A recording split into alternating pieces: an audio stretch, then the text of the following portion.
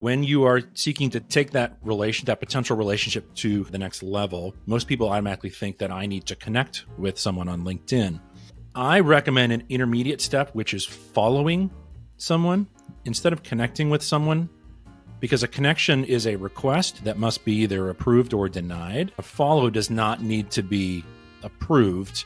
You can simply start following someone and you'll start to see their posts, their content, their information in your feed. So you can start to understand what they're interested in, what they post about, what's going on with them personally, what's going on with their organization. So you can increase the knowledge level and awareness level that you have of what they're all about, which is an incredibly powerful tool when hopefully you finally get to the point where you're starting to have a conversation, right? And obviously the next step beyond that is that if you have gained sufficient information and really have a strong sense that this is an individual that you can develop some type of a relationship with, you can connect with them and then you can communicate with them directly through LinkedIn.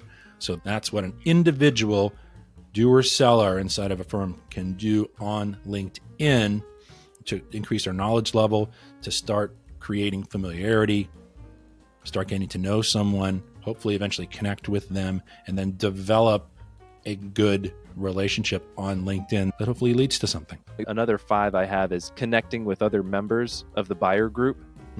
So if you're having conversations with maybe a main point of contact, reaching out and connecting with other people that may have other tactical roles in the buying committee.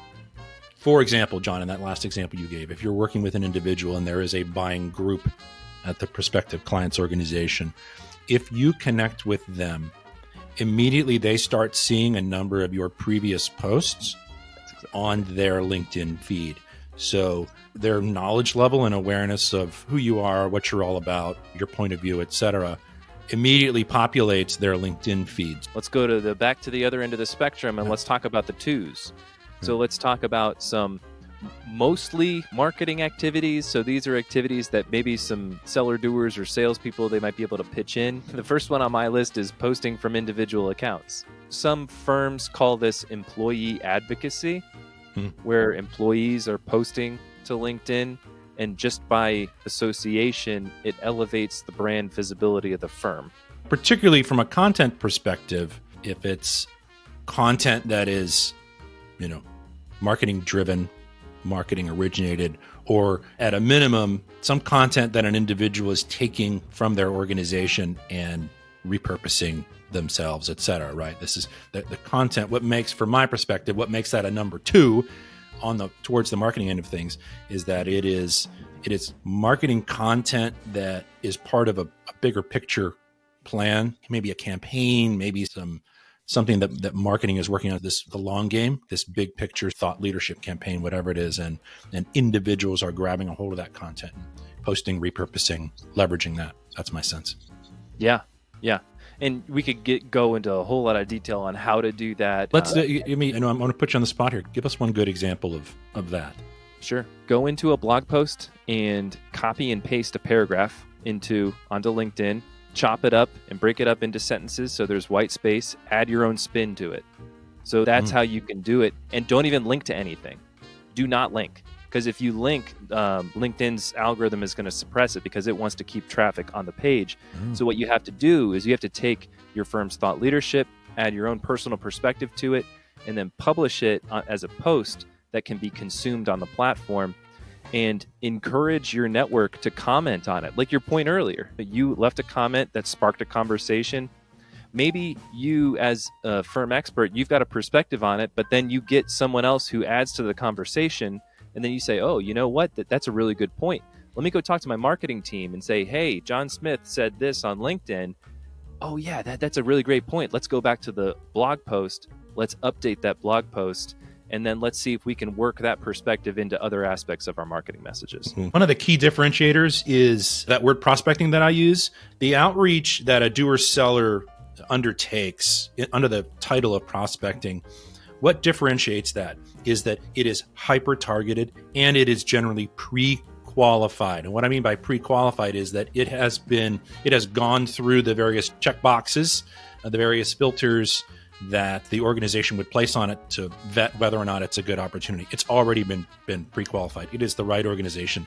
They likely have the right need. They are in the right geographic location. They are of a good size, whatever it is, right? All of these really basic sort of qualification criteria. Prospecting needs to happen to pre-qualified individuals who are decision makers, buyers at the client organization, right? Mark, let's get there. Let's go to the 4s, Yeah. and then we'll meet in the messy middle.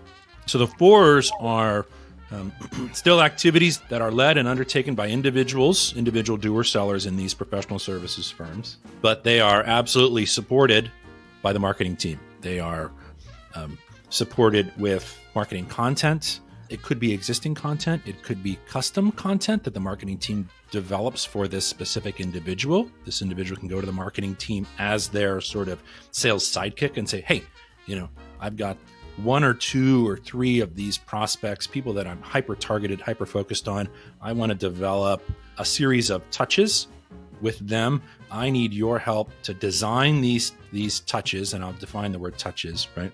Sure. I need help designing this series of interactions, which I call a sequence, right? I need help designing the sequence, and I need your smarts to help me deliver the right content at the right time. So the touches are virtually any way that you get yourself, your name, your organization, et cetera, just in front of a prospective client, right? So the touches are hopefully establishing and then increasing familiarity, right? Which is one of the big goals of marketing. Marketing is out there to really increase and develop awareness, familiarity, comfort, et cetera, and then it leads to engagement.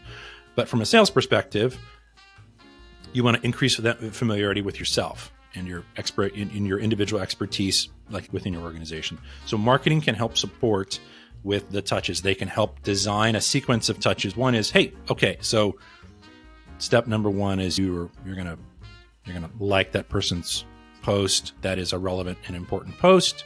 Maybe you'll content. Maybe you can go back and forth a little bit on that.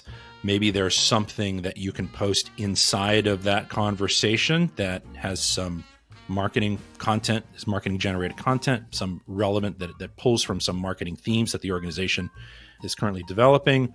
So marketing can help support that. Next step beyond that is, you should be sharing this type of information on LinkedIn that maybe marketing created years ago, or maybe it's just a brand new, or maybe it's customized. Share this type of information, and that person is going to see it because it's going to be hyper relevant for that person. Or at a minimum, you can point to that. You can say, oh yeah, I just posted on that. It's right over here on LinkedIn. So that, from my perspective, is how that individual doer seller can use LinkedIn and leverage the expertise of the marketing team, developing super customized content or just pulling from existing content, just having stuff to get in front of individual decision makers, buyers on LinkedIn that will be very relevant to those specific folks. And absolutely, the doer sellers and organizations, they're busy balancing selling the work and doing the work, right? They don't have a firm grasp on how these sequences should play out, what content should come first, what content should come next, how they're all tied together, how they're all leading to something. From my perspective, that's a good solid 4 because it's sales activities absolutely undertaken by an individual on LinkedIn, but it is not possible without the support of the marketing team.